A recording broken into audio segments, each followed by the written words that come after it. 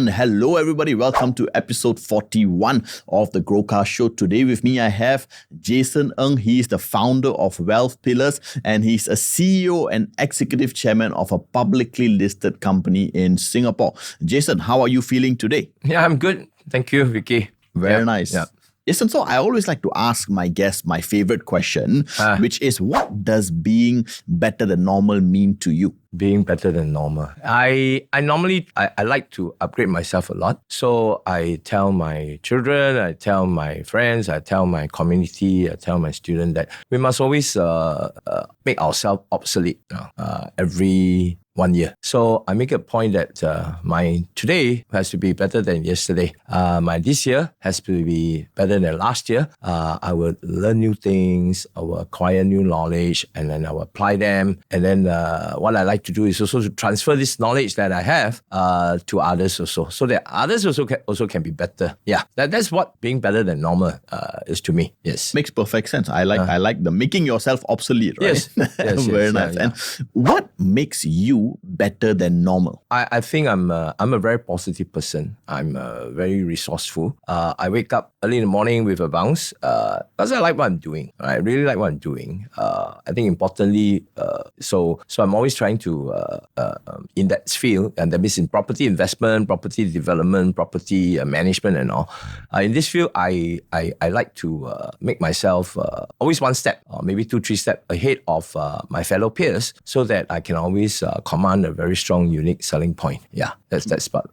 Yeah. That's great. And how did you become a full-time property investor and trainer? Oh, I actually started investing as early as 1993, right? I don't know whether you are born by that time. 93.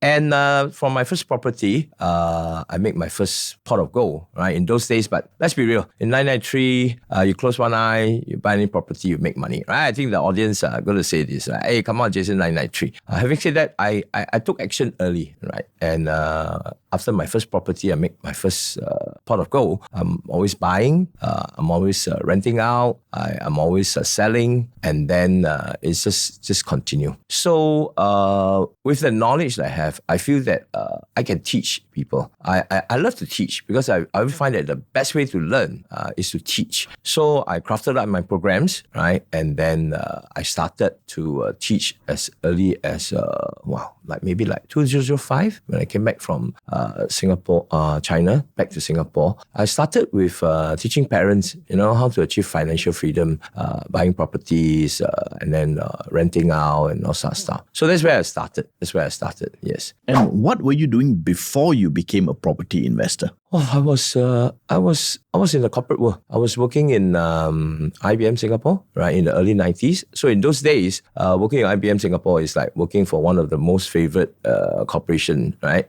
And of course nowadays it's what, Meta, Facebook, BYD or Google and all that. Those days were IBM. So nobody taught me anything. Somehow I just feel that I know that property investment is a very strong wealth creation tool, especially I don't like to use this cliche word, but in a little island like Singapore, where population is dense, a small location, that's where I started. Yeah. And why did you decide to become a property trainer instead of a property agent? I'm not the agent. I mean, with due respect to property expert that I work with very, very closely.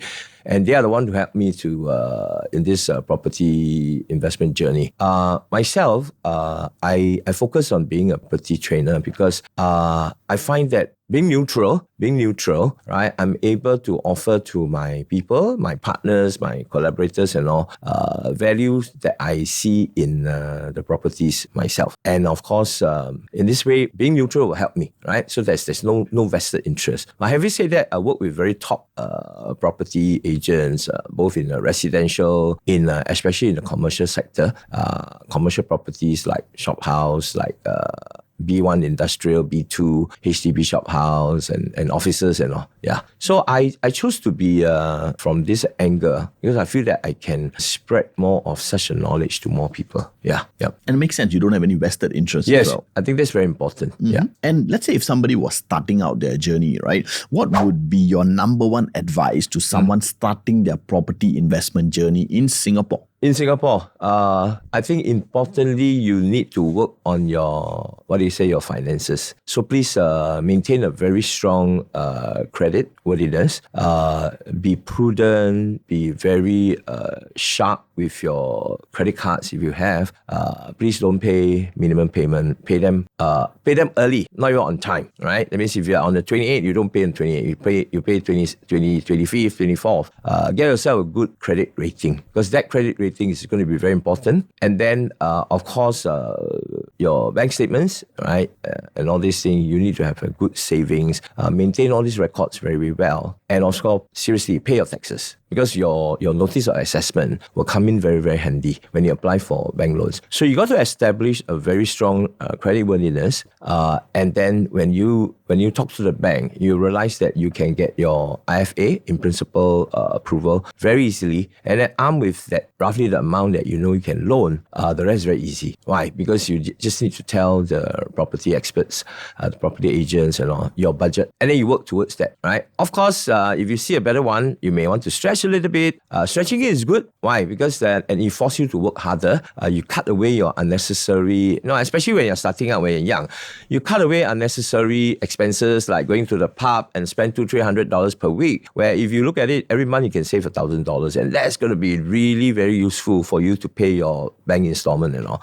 So my advice is that when you start out, and importantly, seek yourself a mentor, right? I don't have any mentor. I'm glad. Thank God that I managed to get my first property and make good money there. But importantly also, be humble, right? Be coachable. Get yourself a mentor, because this person can guide you and save you a lot of unnecessary routes that you have to take, or you make that mistakes and all. And this mentor, I believe, will also help you to be very financially prudent. And then when you get your first property, the adrenaline starts coming. It's going to be a very enjoyable journey. Yeah.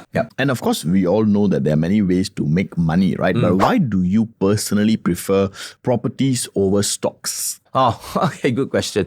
I think sometimes in your elements of your life, there are certain things that just suits you better, right? I feel that for myself, I dabbled in stocks and shares, right? And I lost big time. With no good understanding of fundamentals, analyzing companies' annual reports and all sort of stuff. That's a little bit too analytical for me. And I lost big time, right, in stocks and shares.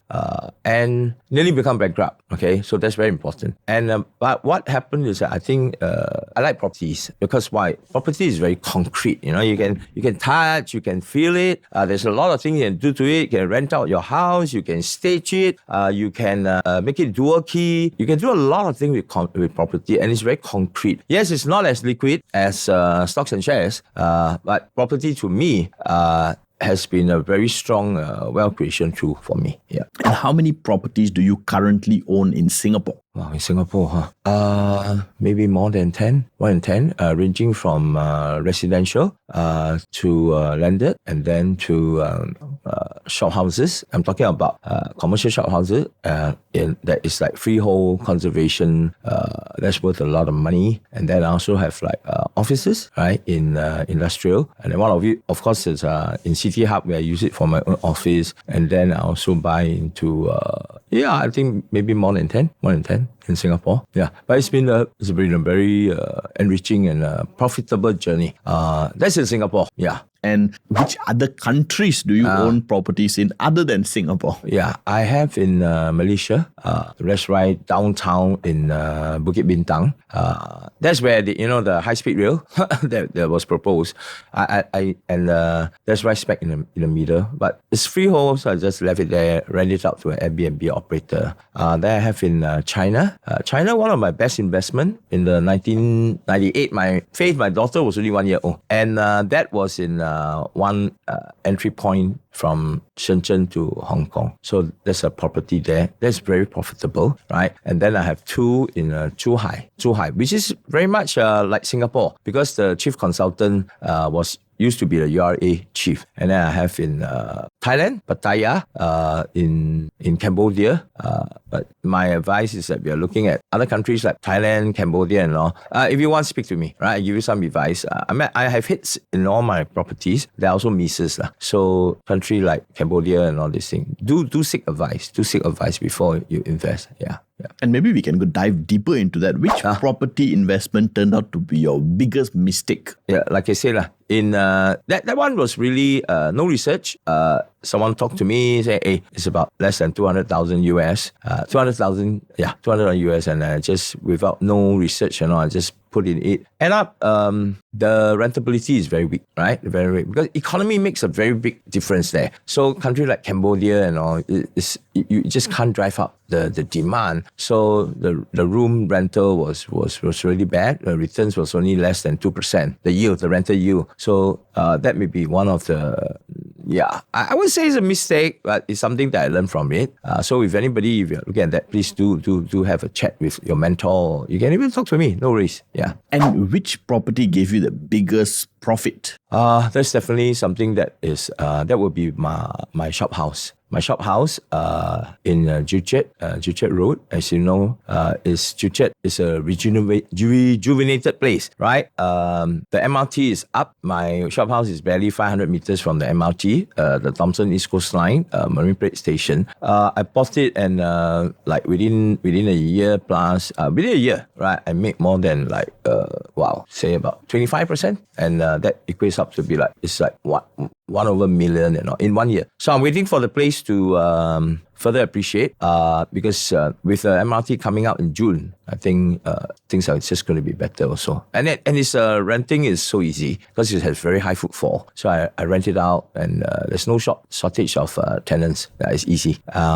So with this in mind, we invested in another shop house, right? This time in Lavender. So there's another good area. Of course, the quantum is much higher, but I foresee that this shop house in 2 years' time is going to be, I think I can make quite a lot, maybe in a range of 50% more. So these are property that we buy to keep, to be the crown jewel of my property investment portfolio. Yeah. So I would say that the best is in shop house. But of course, the quantum is much bigger. Yeah. How do you determine if a property is worth investing? It's just very simple. Look at the yield, right? Anything to me, like if shop house, you can have 6 to 7% yield. That's very, very powerful. And also from the yield, you work backwards. That's where you find the valuation, right? So of course, for us, we look for property that is a below market valuation. This one, you need good real estate people to help you. Seriously, right? Partner yourself with some good real estate people who are really professional. They are in that field. They focus in that particular area. For example, I work with a very strong property person in shop houses, and this person is so good. She understands everything about shop houses, and you from there you can see this is good. Now, of course, the negotiation with the seller, you need to work with the real estate person. But you must also cut a mean bargain, right?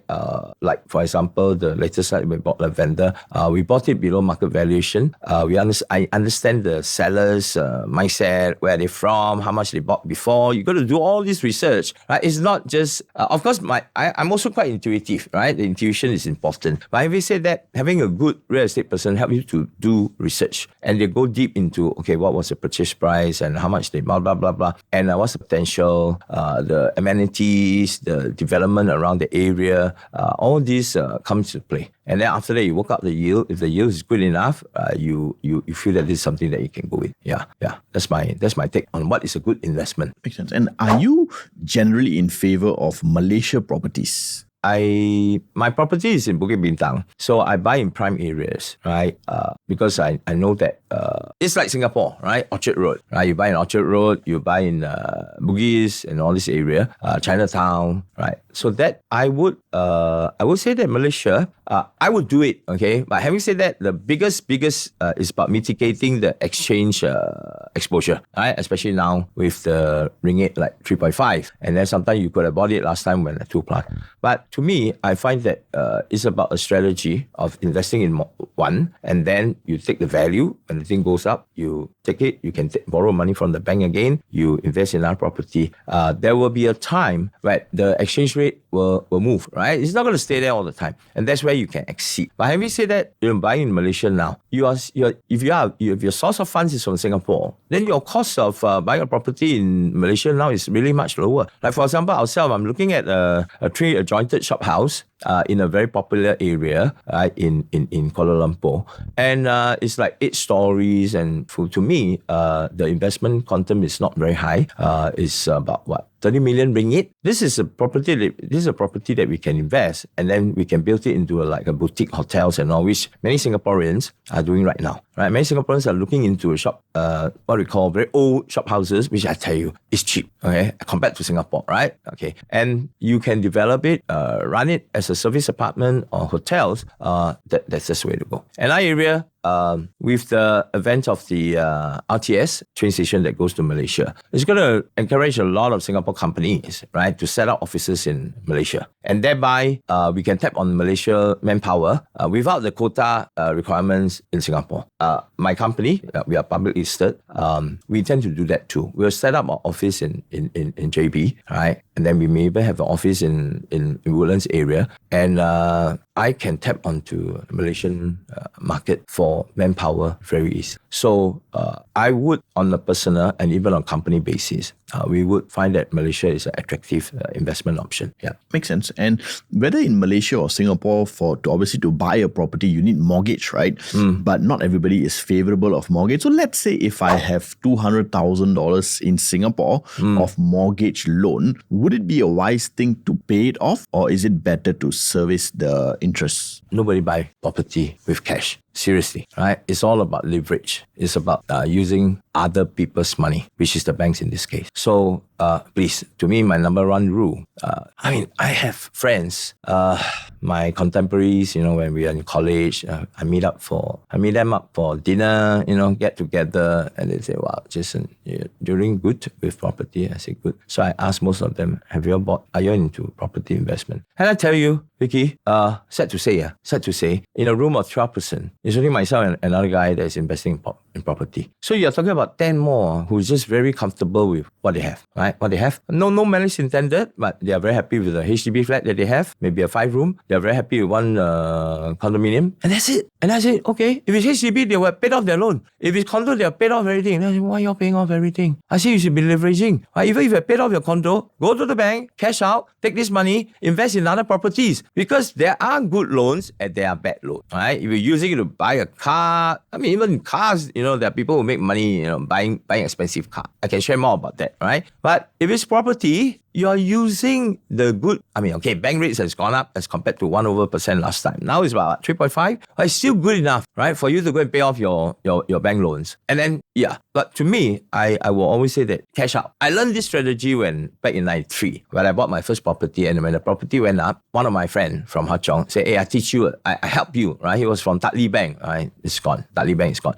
And he taught me this strategy of cashing out. So I took out another 300,000 and I invested in another property at Concourse at Beach Road, and I make further money from there. So to answer your question, we leverage, right? We leverage, we borrow from the banks, and then we use that money to buy more properties. And then we buy out, we sell, we rent it out, we make our passive income from there. Yeah. Makes perfect sense. And I'm sure that's one of the things which you share with your students. But what do students learn in your one-day co-living and commercial masterclass that they can't learn on their own? Yeah. Of course, there are people who you can learn from YouTube and all. This is good. I always feel that when it comes to properties, you need to be hands-on, right? Because property investment, to me, is a very community thing, right? That's why I say get yourself a mentor, get yourself a network where you see, you may have blind spots that you don't see. And believe me, property investment is not a few $100, a few $1,000. You buy a stereo set, audio, video. That's okay, right? 2,000-3,000 karaoke set and all that. That's fine. Property investment will at least, right, in today's context will be like, even a B1 will be like less than $1 million, 800,000-900,000, huge amount, okay? And you need to put like 20%. So it's a huge amount. So please do get into a community, right? So in my one-day property investment training, right, number one, I like to clear mindset first. Mindset is very important because you need to change your mindset from if you're working as an employee, right, into a what? Into an investor's mindset, right? To tell yourself that, hey, this is how I can do, what are the strategies I can learn, right, in order to invest in a property, right, with a good mentor. And then I will also be sharing on, of course, I'll be sharing what's the property we have, and each of the property that I have, what are the key points, right? What make me money? What's my rental yield?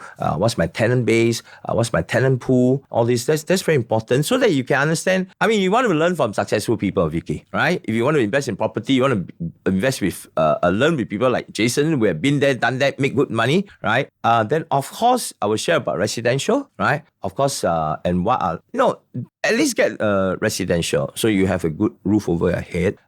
Because my wife, very importantly, I can buy all the commercial property, offices and all, but she will still say that we need a property over our head. Please don't tell me that, we're going to rent, and although sometimes it makes sense that you rent instead of buying, and then you invest in other property, but no. So you need to have that resi, right? And then, of course, my favorite topic on commercial properties, right? I think this is the area now where the wealth is shifting to because of the last year, the ABSD, the cooling measures.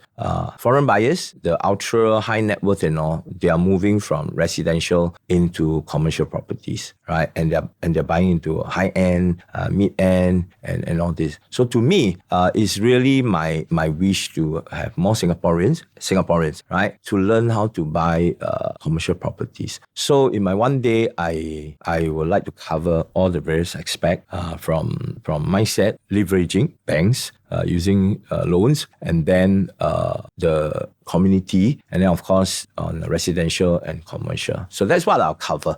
Pretty extensive. It's going to be very intense. It's 100% trained by myself, right? And so I'm looking forward, right? As a CEO and a chairman of a listed company, come learn from me live. Yeah, makes sense. And I know you also like to do co-living as an investment opportunity as well. So do you mind sharing why do you feel that co-living is a hidden investment opportunity for many Singaporeans, young and old? I started co-living because Emmeline, my wife, has a property in Guillemard. It's Geylang, right? But please don't laugh at Geylang, right? It's one of our very, very strong investment. You have no shortage, no voids of tenants, right? One tenant's come in and I'm gonna go. So during the COVID days, right, we had a handover. She was renting it to a single family, right?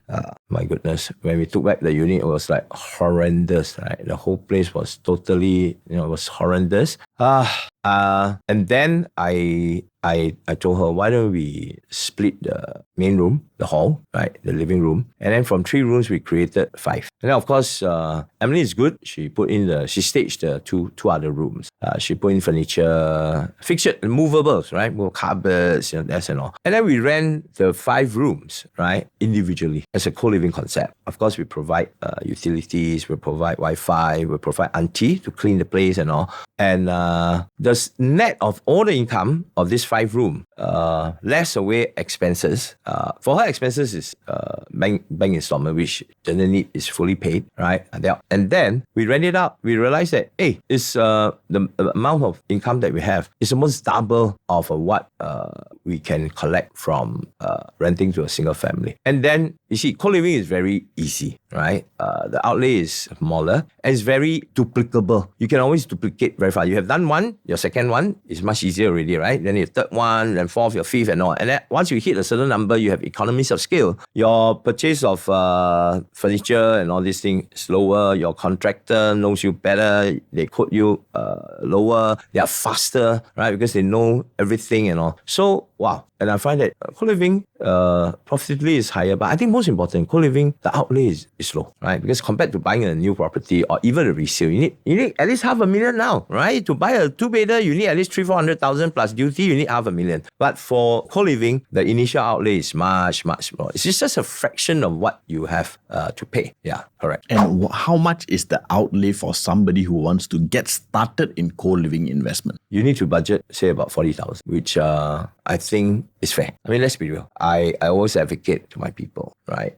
At a certain age, you should be able to have a cash hoard, at least of 40,000, right? If you don't have, then work towards it, right? And that is why financial prudence is very important. You need to have backup cash. So please save, right? But when I say save, you save in a very entrepreneur sense. Not save money just to put in the bank and then earn like 1+ or 2%, happy like anything. But save in a way that once you have the opportunity, right, you go in fast. If someone talk to you and say, hey, Vicky, this is, you want to share? And it's okay, I could easily come out with 20,000, right? And then from then you start your 1, and then your 2, your 3, even while you are working, right? Because you need to create a passive income. You need to have a cash, a side.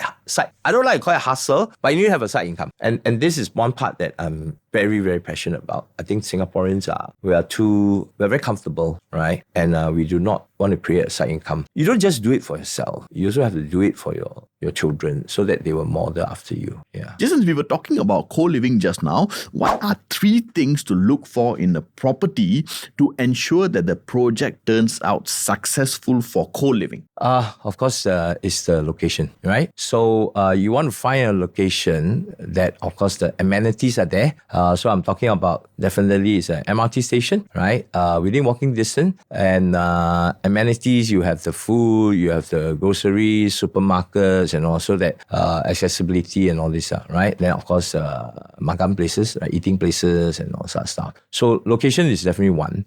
Second thing, right? You need to understand whether are there like business parks, whether are there tertiary institutions. When I mean tertiary, I'm talking about the universities. It could be local universities like the NUS, NTU, SMU, SUTD, and all this. On top of that, private universities, right? Like MDIS, James Cook, LaSalle, where foreigners come, right? Foreigners come. Why? Because they come here for, Singapore, we are very strong in our postgraduate programs. NUS is ranked like number 8 in the world, NTU not far behind. So whenever the universities, they launch a postgraduate program, demand outstrip supply. So that's where location to all this tertiary is very important. Location to the business park, like One North, like Changi Business Park, and all this, right? So second one. And then thirdly, of course, the condition is very important, right? When you walk in, preferably the layout is squarish so that you can carve up your rooms very easily. And the condition is important, right? Some places if you need to like renovate the kitchen and all, and if the landlord is telling you is you have to take it as it is, you have to invest money to spruce up the kitchen and all, forget it, right? Because you're going to put in so much money just to help him to upgrade his value. So that one is very important, right? The condition. And of course, with all these things, you need to cut a good bargain. You need to cut a good bargain with the landlord via the landlord agent. Yeah. So I would say these 3 areas. Number 1, location, the amenities, and then the condition of the place. You have all these things done properly. You do your research well. You check out who's your tenancy, your tenant base. They could be professionals. They could be students. They could be air crew and all. You got a very high chance of success. But like you say, right, get in the community so that work with people who have been there, done that, right? So like in my community, we have open house. Everyone learn from each other. We have a very open culture. We learn from each other. We see each other's, we go for open house. I arrange it as the trainer. So we see each other, how they do it, and then we learn from the critical success factors, and you just pick up from there, all right? And in a community, people are willing to help, okay? As far as my community, people are very willing to help each other. We have a very sharing culture, yeah. And what is the biggest risk in running a co-living business investment? The biggest risk is that you spend too much, right? So you need to have a good contractor partners. They do it very fast, right? So speed is very important, right? Because you are paying rental to the landlord, and you want speed in renovating a place, right? Because you may have free rental, but it's only like 2 weeks, 3 weeks, and then the speed in renting it out too. So you need to have a strong team. You need to work with very good estate agents who are focused in renting out co-living rooms and all. Yeah. And on average, what kind of returns can we expect from a co-living? 15 to 20%. 15 to 20%. Very good, because you do it for 3 years, and for 3 years, maybe you make a total 50%. You divide by 3 years, it's about 15 to 20%.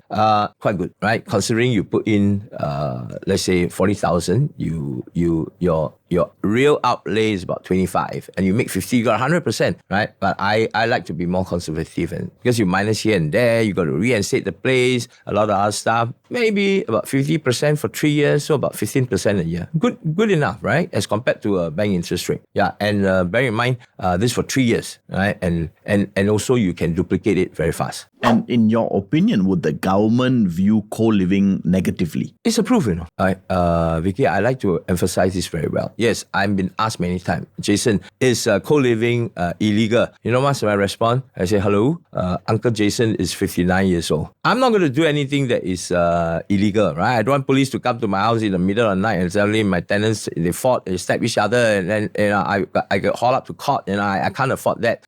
So, URA approved it. It was actually 6 people, and now because of the increase in rental demand and all, the government allowed it to be 8 years, 8%, but for a regulated period of time.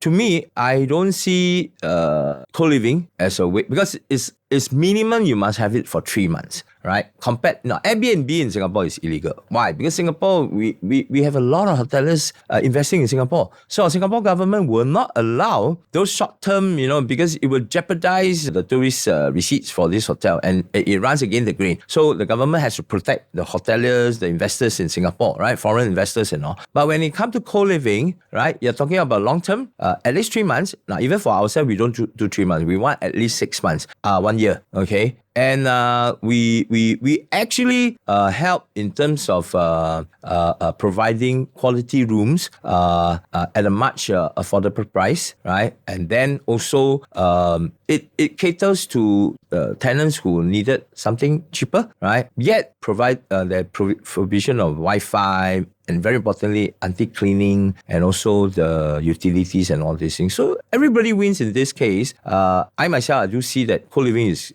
government is going into co-living themselves, right? So I don't see it as there's going to be any deterrence or anything that comes in that's going to put a spanner in the works. I don't see that, yeah. Why would a landlord convert their unit into a co-living space as opposed to renting out the full unit? Okay, I need to emphasize this. Landlord is not converting. They are renting it to us, just like they are renting it to a single family. Now, the one that is converting is ourselves, the co-living operators. Now, I need to emphasize there's a lot of misconceptions out there with the landlords and with the agents. The landlord has the idea that, wow, we're going to put a lot of people into their place, we're going to partition the place, we're going to drill holes on their floor, we're going to damage the property, more people coming in and all, it will cause decay and all that stuff. Nothing is furthest from the truth. In fact, when I tell landlord, I go see myself, and landlord listens to me, right? Because they see that I know my stuff. I said, hey, Mr. Landlord, I'm actually upgrading your value for you, right? I'm providing auntie to clean your place every week. I'm installing a digital locks that's going to upgrade your place. I'm installing heaters in your yard toilets and all. And I'm converting it for some of them, like if it's a squatting toilet, I'm converting into a sitting toilet and all. Mr. Landlord, I'm upgrading your property for you, right? And because I have cleaning and all, your unit is far more taken care of, right, than if you rent it to a single family. So that's one misconception I like to clarify. And that is why a landlord who is educated and they think that, hey, this is good because I take care of this, I take care of the place for them much better than if they rent out to a single room. They rent out to a single room, they handle all these things themselves, right? Any complaints, any requests of this and that with the agent. They rent out to me, 80% of all these are taken care by me as a co-living operator. So if I'm a smart landlord, so I'm speaking to landlord out there, if you are smart, work with co-living operators. And are the considerations between investing in residential and commercial properties the same? Totally different, right, Vicky? Investing in residential, you got to ask yourself, is this for your own stay, right? I mean, if you have a young family, you invest in residential, new launches where there is facilities, there's swimming pool, there's a gym, there's a barbecue pit and all sorts of things. That will really, it will appeal to the young couples who are HDB and then upgrade to condominiums, right? So, but of course, there are also people who invest in resale just to rent out. But let me just say, talk to me, talk to my team. Because now investing in resale, if you learn about, if you can do co-living, you can, wearing the hat of an investor, you can increase your cash flow much more than if you rent out to a family. And that's one skill, one kung fu that my community, my people learn. And then they use it to maximize advantage. Now, of course, but investing in commercial property is a very different ball game. You don't stay in a shop house, let's be real, right? Even though your shop house is a resi or what, you don't stay in a shop house. You rent it, you buy it in order to rent it out. So for myself, I choose only properties that can do F&B, food and beverages below. Whether is it takeaway and dining is very valuable. And then your upstairs, right? If with the right application, you can convert it to co-living. And that's why I like to, that's why I'll share in my one-day event about how you invest in commercial properties and yet you can make a very, very good income, right? Your yield is good. And then you sit there and wait for the capital appreciation too. Okay, yeah. Is it always a good move to set up companies for commercial property investing? Oh, definitely. Because unless you're buying on your own as a residential, you have that quota. You have a name quota. But let's be real. If you are on the verge, like myself, right? If by the time you have the resources, you have the ability, you would have bought your own property, you would have bought some resi and all. So for you to use a residential, to use your quota, your name to buy a commercial is almost not happening already, right? So you need to buy a commercial who has no ABSD, the additional buyer stamp duty. You still pay buyer stamp duty, the basic one. Some commercial, right, are fully commercial. They are fully commercial. You don't pay SBD. Some you don't even need to pay SSD, the seller stamp duty, right? For example, like my Juchat and my level there, I don't need to. Even if I were to buy and in 6 months' time I decided to flip and sell, I don't need to pay SSD. But there are some commercial shop house that come to a resi on birth, commercial below, and all these things, which a lot of analysis need to be taken into account. That is why, to me, please do spend some time, invest in yourself, invest in your learning to understand all these commercial properties and all. Yeah. And for commercial property, which is the next area where Singaporeans should keep a lookout for? This is very much on your affordability, right? One area which prices has gone up already is HDB shop houses, right? In my one day, I'll also share how we, right? Even though if you own a HDB, or we own a landed or we own whatever, we can still buy HDB property. That is a myth, right? That I will uncover during the one-day program. Because a lot of Singaporeans, even like yourself, right? You say, oh, I already have a flat. I already have a landed. I already have this. I don't think I can buy a HDB. That's nothing. That's a myth. And then I'm going to teach you how you do it. Okay? Yeah. And for residential, which is the next area in Singapore which Singaporeans should keep a lookout for? I personally, I love the Jurong East transformation. So I love that because I see that as a major transformation where there's going to be, it's like duplicating another business center, right?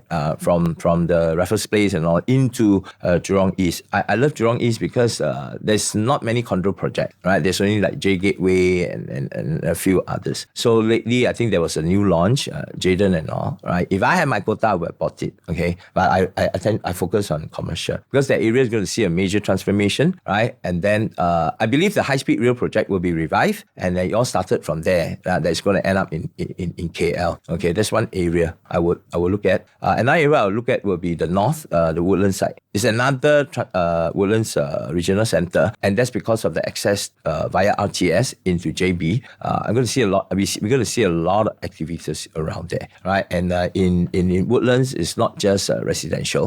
It's also investing in offices there because I believe for some Singapore company, even like ourselves, we will set up offices in Woodlands area. We'll set up offices in JB area so that we can tap onto the labor force in Malaysia without the quota in Singapore and allow our staff to commute between JB and Singapore. Yeah, but of course we can do Zoom and a Zoom meeting and all. But at least to meet our people like once a week, once every 2 weeks, that is going to be huge. So 2 areas I'll look at. One will be Jurong East. Right? I love that place. And then another one will be in the Woodlands area. Yeah, Woodland areas. Yes. How do you know when it is time to sell a commercial property? Okay, we normally set a 3-year time frame. For example, if you buy a HDB shop house that is worth like 2 million and below or 2 million plus, we set a 3 years time frame. Why 3 years? Because the SSD, right, the seller stamp duty will take effect. So at the end of 3 years, right, we tell ourselves when the valuation, right, give us maybe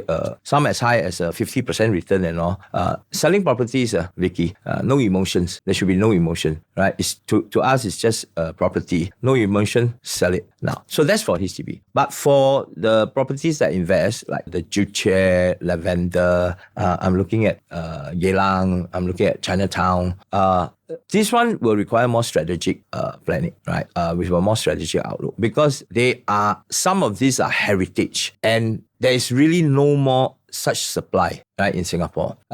Shop houses, there's about 7,000 shop houses. You narrow down to shop houses that are fully commercial, no resi component. When I say resi means residential, it reduced much further down to 3,500. So anything that is short in supply, demand goes up, economics tell you that the prices will go up. So for myself or my company, especially we are a listed company, we take a very strategic approach. We will want to keep it and allow the property to appreciate. And like I say, I like property because I can put a lot of things. I can build it up to 5-story if I get the approval. I can change my tenant base. I can convert my upstairs. I can create a health lifestyle center. I can do aesthetic. A lot of things that we can play with, right? And the other thing, if my neighbor is selling, I can buy my neighbor, amalgamate both my properties, apply for license to be a service apartment, to be a hotel. If it's approved, tons of opportunity. So as a public listed company, right, we won't sell a very, very valuable commercial shop house that is like freehold with heritage, with good footfall and all so easily. Yeah. I hope that answers your question. Yeah, makes sense. And I want to talk a bit about your one-day class. So, is your one-day co-living and commercial class suitable for people with zero property experience? Okay, very good question too. Now, I am a trainer. You will never ever hear me, right, Jason, advocate that you can buy a property with zero or no money. Now, that to me is an ultimate lie. Right? I don't agree at all. But like I said, you need at least, right, maybe close to 30 to 50,000, right? Maybe even, that you need that, okay, in order to put your first investment, right? Which in my training, in my community, as the taikola, as the big brother, I take the lead to help to identify good projects. Then I take the lead, we bear the loan and all. But I would like to open to my community just to participate and enjoy some taste of success, have some regular passive income, and build your nest. Right, work with my team and I closely. We teach you how to grow. But I will never, advocate that. Oh, you can invest in property with zero money. How? I don't understand how. Okay, maybe they know something that I don't know. But I'm humble enough to share that for myself, I have to start with something. Right, way back in '93 when I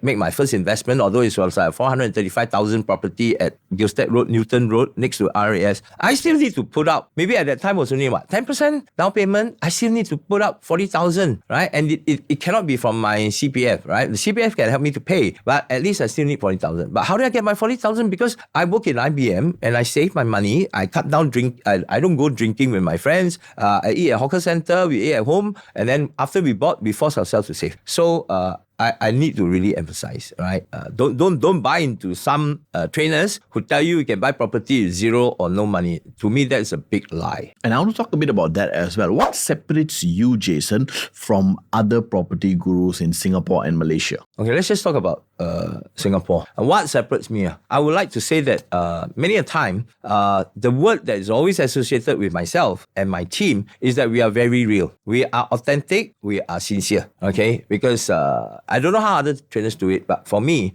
we play by our values, right? The very values that we hold is number one, heart, right? I need to train my people with heart, okay? And that also means that we have minimal upsells. That means I don't get my people come in and then next thing I upsell another 50,000 coaching program where the money goes into the pocket of the trainer. If you have 50,000, your money should go into your own project, not into my pocket, okay? Because I don't like to make money from my people. I like to make money because I'm a listed company from the value of my company in the listed company, right? Number two, integrity is very, right?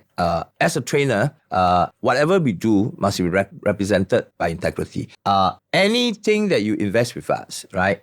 Documentation must be done very, very transparent. They know where their money is, and then if payment is due, we have to pay early, not even on time, but early. To me, hard integrity, then prosperity will come, right? I strongly believe that you as a trainer with hard integrity, prosperity will come naturally. You chase after prosperity, your heart without hard integrity, I tell you, you're going to get in trouble, right? Then of course, growth, right? How we grow the company, which today I think I'm proud and I'm happy to say that we have got ourselves as a listed company. Thereby, we have more confidence from my community. Our students see us that we are real people.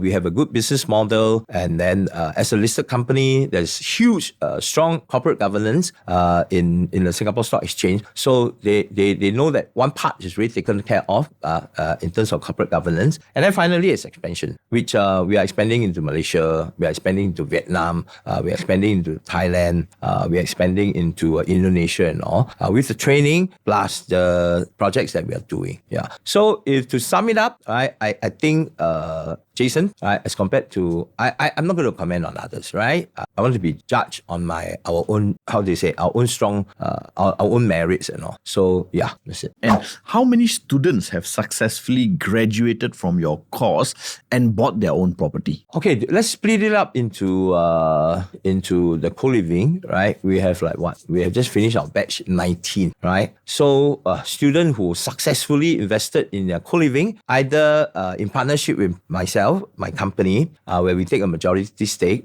or they invest themselves and then we help them to do the management agency.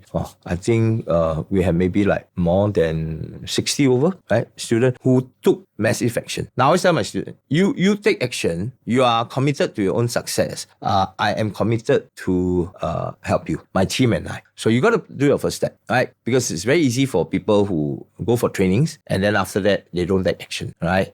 And the 80-20 rule always apply. Out of 100, but there will be 20 that will take action and they'll be successful. And there'll be 80 who will just, stay in the background. When it comes to residential, it's a different ballgame. I don't sell them myself, right? I don't sell them myself. So what I do is that I bring experts into the room we do this every 2 weeks, right? We do this every 2 weeks. So if there are real estate people out there, talk to me too, right? Talk to me too, right? You should be able to get my contact. Because I'm always consistently looking for real estate expert to bring in projects, whether it's residential, resale, shop houses, HDB shop houses, industrial B1 and all this thing, to pitch to my community. And you help them in their, what we call the asset progression program, or we call it APP. Right? So to answer your question, how many students invested successfully and all? I think my gut from my rough year, I think maybe about 50. But having said that, in this part area, I teach you how to invest, where to invest and all. But like I said, I'm not the real estate person. I like to stay neutral. I like to get the real estate person to help my community instead. Yeah. And congratulations also on acquiring a publicly listed company. May I know also what is the primary motivator for this decision? Very good question. When the opportunity came to us, we are actually poised to list, right, in the exchange, but that would be year 2025. Okay. So when the opportunity came for us to acquire the major shares, my partner and I, we dwell on it, we pray about it, and then we tell ourselves, I told my partner Patrick, I say, let's do it. Why? Because we need to play big.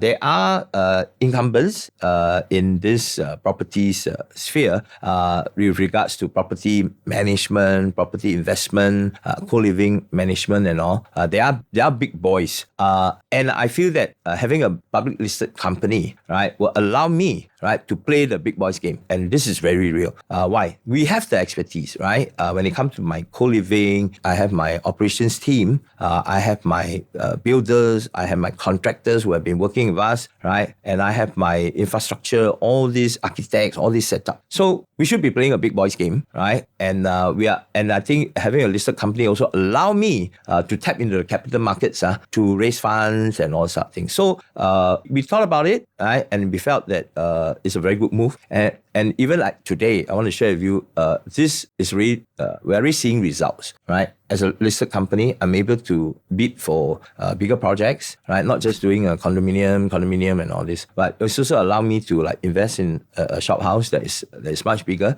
that is 8-figure, right? And also allow me to invest in other products, other projects that is like areas like Chinatown, areas like Kampong Glam, and all these things. So that is one primary reason, right? So that we can play big and we can also tap into the capital markets. Yeah. And last question for you, Jason, because today has been very amazing. What is your mission and vision for your publicly listed company? Okay. From my training angle, I have this mantra that training should be affordable and accessible to everyone. So I'm an advocate that, I'm not cheap, right? I'm going to train you personally, and as a CEO and executive chairman, if I'm going to train you, my partner tell me, Jason, you should be charging a lot. But I told Patrick that that's not my vision. Because I've been also in parenting and children education with my wife. We still do. And I realized that a lot of parents out there are hand to mouth. They use their trading income, their employee income to pay for tuition, right? We all love our children. We can stinge on ourselves. We don't need expensive clothes, diamond rings. But when it comes to children, we want to give our children the best. My mission really is that I want to make training affordable to everyone. And you're going to be trained by me, okay? And I'm a good trainer. I'm upset, where I see some trainers charging huge amount, close to 10,000, and then after that still upsell, to 50,000. I don't align with that.